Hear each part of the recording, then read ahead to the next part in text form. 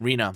She's one of the most controversial supports that Zenless has ever released in terms of how good or how bad she is, but this is for good reason. Yes, in the right hands or when played correctly, Rina has pretty much always added good value to her teams, but this was also with the added burden of having to juggle her 2 dolls and her constant on-field buff refreshes unless you had her first Mindscape active, and truthfully, this still didn't make her nearly as good as other limited supports after characters like Astra and Yuzaha were released. However, with the changes to her gameplay and buffs with the potential unlock given to her, I'll say it, Rina is actually pretty good now, especially as a more free-to-play option. As a reminder though, footage from today's video will come from the creator beta server, so things are subject to change, but if you haven't already, subscribe to support the channel and let me know if you're planning on building Rina. Before we get started, a quick thanks to today's sponsor, EnjoyGM. If you're looking to recharge for your favorite gacha or something like Wuthering Waves, EnjoyGM has your back. The process is quick and simple. You simply select your game and enter your UID, and again, this requires no account login, and yes, you're then greeted with an instant delivery. Right now, new users get an 8% site-wide coupon, and when you apply these stacked coupons together, a 6,480 plus 1,600 pack, for instance, can drop to as low as $80 USD depending on your region. They support tons of local and global payment options too, are fully PCI DSS certified, and maintain a high rating on Trustpilot. Check out my exclusive link pinned below though to grab your discount, and thanks again to EnjoyGM for sponsoring today's video. Let's get back into it. To start, Rina is an electric support agent who buffs the team's pen ratio, and after her buffs, she now also provides additional attack and defense. She applies these buffs by sending out her dolls, Drusilla and Anastella, and yes, you'd be correct in assuming that this is pretty simple. That said, the additional attack and the changes to how Rina provides and maintains her buffs are actually very big and affect her performance a lot. To understand why and how this changes her in a major way though, let's break down Rina's kit and what's changed post potential unlock. To start, Rina now has a special resource known as Fright, which she gains by using her EX special, chain attack, or ultimate. Rina can stack up to 6 stacks of Fright, and upon reaching the max, Drusilla and Anastella will trigger an enhanced basic attack, but to be clear, this doesn't change what you'd normally be doing with Rina anyways, as Drusilla and Anastella will automatically perform this basic attack. Rina's core passive increases the squad's pen ratio by 25% of her own pen ratio, with an additional 12% when she orders Drusilla and Anastella to attack, capped at a max of 30%. This buff is only active though while her dolls are on the field, and ends if they return back to her. As for her additional ability, this still activates when paired with an electric agent or a member of Victoria Housekeeping Co., and this extends the duration of shock on enemies by 3 seconds, and when an enemy is shocked, the entire squad gains an extra 10% increase to electric damage. Pretty straightforward so far. As for her basic attack, this is a 4-hit combo that deals both physical and electric damage, but candidly, you won't be using much of Rina's basic attacks at all, though occasionally you may use an additional basic attack just to reapply her buffs. However, after unlocking her potential, Rina now gains 2 enhanced basic attacks, which is Morning Cleanup and Midnight Cleanup. Morning Cleanup is triggered after using her EX special, chain attack, or ultimate, and this puts her in a spotless state for 13 seconds. During this state, Drusilla and Anastella automatically attack every 2.5 seconds, and this deals physical damage and electric damage while granting Rina 1 stack of Fright. Once Rina has 6 stacks of Fright though, Midnight Cleanup replaces the next Morning Cleanup, and this allows one of the dolls to perform a stronger electric attack. As for her EX special, this sends both dolls out to unleash multiple attacks, while also dealing electric damage and triggering a quick assist. Now, the most important part of this ability though is again that both dolls are being sent out, and since they are being sent out, this is what allows her to activate her pen ratio buff, though the added quick assist is always helpful as usual. As for Rina's assist and dodge, these are pretty standard too, but genuinely, her assist and dodge are also very rarely ever used. As for Rina's chain attack, this has both dolls push a ball-shaped electric field forward, dealing electric damage, but during this, Drusilla and Anastella cannot act independently and can only be recalled through Rina's held basic attack, though a quick assist is also triggered when her chain attack is activated. Lastly though, Rina's ultimate sends out both dolls again, dealing massive electric damage, and similar to her chain attacks, this actually locks the dolls into the action and can only be recalled via her basic attack. This ability too, however, triggers a quick assist, restores energy to the squad, and is the primary way that you'll refresh Rina's pen ratio buff. Now on that note, from potential unlock 2 to 6, Rina gains an additional 1.6% pen ratio, but while the buff is active, every 1% of Rina's pen ratio grants the squad bonuses of attack and defense up to a max of a 576 attack and 468 defense defense increase. This is pretty good value. As for her skill priority, you'll focus on upgrading her core passive and EX special, followed by her ultimate, and then of course her basic attack, assist, and dodge at lower levels. Now let's move to Rina's combos, though admittedly there isn't a whole lot to this. Effectively, what you'll do is EX special, swap to another agent, and then repeat 6 times until Fright is at max stacks. Now of course the main goal for Rina is of course to still max and maintain her buffs, and though she doesn't really struggle to do so anymore with the changes to her kit via potential unlock, you will still want to manage and carefully maintain the buff effects from her W engine or drive disc set, both of which are incredibly important if you're trying to squeak out as much damage as possible for your team. Now let's move to Rina's build and what's changed with version 3.1. To start, Rina's signature, Weeping Cradle, is still incredible as it provides 24% pen ratio as its main stat, and as you'd expect, her passive is still useful as it regenerates energy per second while Rina is off field. When she hits an enemy though, the squad's damage increases by 10% for 3 seconds, and this will increase by 1.7% every 0.5 seconds, reaching a max of 10.2%. A strong alternative to this is the Battle Pass engine, Unfettered Game Ball, which offers energy regen as its main stat too, but its passive will also grant crit rate when Rina hits an enemy weak to electric. However, this option is highly situational and depends on a couple factors like enemy matchups. It is also a Battle Pass weapon, and in general, it's not necessarily as accessible as other options. With this, you could also consider something like Kaboom the Cannon, which also provides energy regen as its main stat. Its passive, meanwhile, increases attack by 4% whenever any ally hits an enemy, stacking up to 4 times, but this effect is now easier to maintain thanks to Drusilla and Anastella's frequent attacks. On top of this, with the changes to the banner system, with A-rank customization now being available in 3.1, this W engine should gain even more valuable as it's technically even more accessible now. Lastly though, the craftable A-rank, Slice of Time, does provide pen ratio as its main stat, and its passive allows squad members to regain decibels when triggering dodge counters, EX specials, assist attacks, or chain attacks, but overall this still lands it as a solid budget option, but still effectively worse than something like Weeping Cradle at basically all points. In terms of drive disc options though, Rina has 2 primary 4-piece sets depending on team lineup. That said, Moonlight Lullaby is her best in slot in most cases, with its 2-piece effect granting 20% energy regen, and its 4-piece effect granting increased squad damage by 10% after using an EX special or ultimate. Her alternative to this is something like Astral Voice, which is often used when another teammate is already running Moonlight Lullaby, and its 2-piece effect grants 10% attack, while the 4-piece effect grants all squad members a stack of Astral upon entering via Quick Assist with a max of 3 stacks. Each stack, however, then increases damage dealt by 8%, and obviously this is incredibly powerful for buffing your team. For 2-piece options though, Puffer Electro is the most optimal choice here, increasing pen ratio by 8% and helping max Rina's core passive buff, while other sets like Swing Jazz, Freedom Blues, Phaethon's Melody, Hormone Punk, or even Thunder Metal are technically usable, but they're generally less ideal compared to something like pen ratio, which again will add more damage technically to the team with its scaling. As for main stats, you'll prioritize Anomaly Proficiency on slot 4, pen ratio on slot 5 to max your core passive, and energy regen or even sometimes impact on slot 6. In terms of substats though, you'll prioritize Anomaly Proficiency again and attack percent, followed by flat attack and flat pen. As for overall stat goals, honestly once you get enough pen ratio, not much else matters too much. That said, you could aim for something like 2000 attack, 70.4 pen ratio to fully cap her buff, and as much energy regen as possible to ensure constant uptime for her abilities. Now let's move to Rina's best partners, teams, and what to expect performance-wise from her. Rina's overall best teams are when she's paired with other electric agents, which makes sense, and this is also where she has her highest scores, thanks to full synergy with shock and electric damage buffs. The top performing lineup as a result was Rina P6, Seed, and Cecilia at 36.6k in Shiyu defense and 30,900 in deadly assault, clearly leading the category. A step below this was Rina with Cecilia and Trigger, but this still had a 30,100 in Shiyu defense and 25,000 in deadly assault, maintaining a pretty solid performance either way. Meanwhile, more free-to-play or accessible lineups like zzzero Ambi with Orphe reached a 28,000 and 23,000, showing that even lower investment teams could still perform well, which is pretty huge for Rina. Now of course, you aren't only able to use Rina with electric teams, as she can technically also be paired with Victoria housekeeping partners too. That said, these teams were still okay, though not amazing, as a team like Ellen and Norma reached a 23,500 in Shiyu defense and a 21,200 in deadly assault, but admittedly, Ellen really didn't have many good options for buffs or even boss selection at the moment, and this was also true for a character like Corrin, who even when paired with Norma also fell behind, scoring around a 19,300 in Shiyu defense and just shy of a 20,000 in deadly assault. Now clearly with enough retries and better gear, I'm sure that these teams could reach the S rank threshold, but as they technically can't take advantage of the shock extension and electric damage buffs, it's clear why their scores were much lower. Moving to Rina's anomaly teams, these were also decent scores. The Yanagi and Valina team, for instance, performed the strongest here, having a near 30,000 in Shiyu defense and just shy of a 25,000 in deadly assault, but replacing someone like Valina with Trigger kept the team competitive but obviously weaker, sitting with a 27,000 in Shiyu defense and 22,000 in deadly assault, while Grace with Lina had a much larger drop in score in comparison. With it, they scored a 20,100 in Shiyu defense and a 19,500 in deadly assault. Now, to be clear, despite these teams benefiting from Rina's utility and buffs, these buffs still weren't quite as competitive to something like Yuzaha's buffs or even Remiel, who really isn't technically a buffer but more like a DPS. However, overall, Rina still being pairable with basically every class except for Rupture is still pretty impressive and honestly pretty valuable. Now let's move to Rina's Mindscapes. Rina's first Mindscape, as you may have remembered, extends the duration that Drusilla and Anastella stay on field, and this also increases the strength of her core passive buff, allowing the squad to gain even more pen ratio. Her second Mindscape is okay, as it increases Rina's damage while she's the active on-field agent, but as I'm sure you're familiar with at this point, she doesn't really provide that much damage herself. Rina's fourth Mindscape increases her energy regen while both Drusilla and Anastella are deployed, and finally her sixth Mindscape increases the squad's electric damage whenever her EX special, chain attack, or ultimate hits an enemy. Now, when evaluating Rina's Mindscapes from a value perspective, M1 and M2 not only provide 15 and 9% overall damage increases, they're available much earlier on, which makes them not only more accessible, but also valuable too. Otherwise, for her Mindscape 6, this does still offer a strong 12% overall DPS increase for her final upgrade, and this could be worth it if you're specifically looking to invest in Rina. Now let's move to Rina's pros and cons. To start, she has a generic buff that grants 25% of her pen ratio, plus a flat amount up to a limit of 30% to all team members, increasing the whole team's damage. And to add to this, her additional ability increases the effectiveness of all shock durations from 10 seconds to 13, alongside a team 10% electric damage buff if there's a shocked enemy. On top of this, the pen ratio buff that we touched on earlier is pretty general and universal, and this means it's likely helpful in most teams. And to add to this, the shock duration extension is pretty unique, so Zenless releasing another character who can do this specifically is pretty unlikely, and therefore Rina should at least keep this niche and strength for quite a while. Otherwise, Rina is also very easy to understand and play, and she also has very high movement speed. As for cons, some of her abilities last multiple seconds and will occupy Rina's stalls, and this stops her from casting another ability until the last one finishes. And on that note, her dolls do need to be constantly redeployed to take advantage of Rina's pen ratio buff, but this has been changed with her potential to feel much more bearable. Finally though, her M1 formally and still technically is a big upgrade, and so especially if you don't have access to it now, it can feel a bit worse off if you're missing this in particular. Now as usual though, since Rina is a standard agent who you can lose your 50-50 to naturally, this is less of a should you pull for her section, but rather a talk about whether you should build or invest heavily into Rina in the future. That said, there is still a lot to consider here. To start, pen ratio and the value that Rina brings to a team is by no means small or insignificant, but what has restricted her for years really was the ability to actually maintain her pen ratio buff while still keeping the impact of said buffs competitive to the likes of Astra, Yuzaha, or even some of the A-rank supports. However, literally every change that was just made to Rina attempts to answer and fix the previous issues that I just touched on.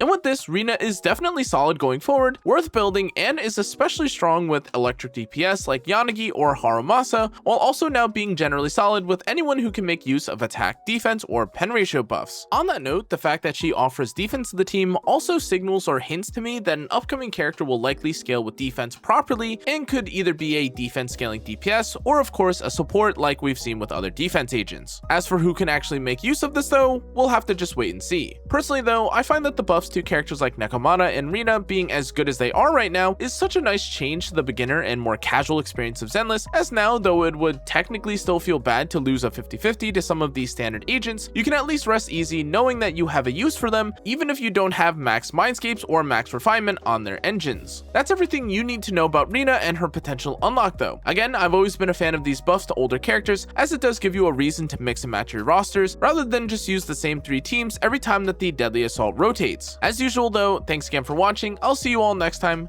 Take care.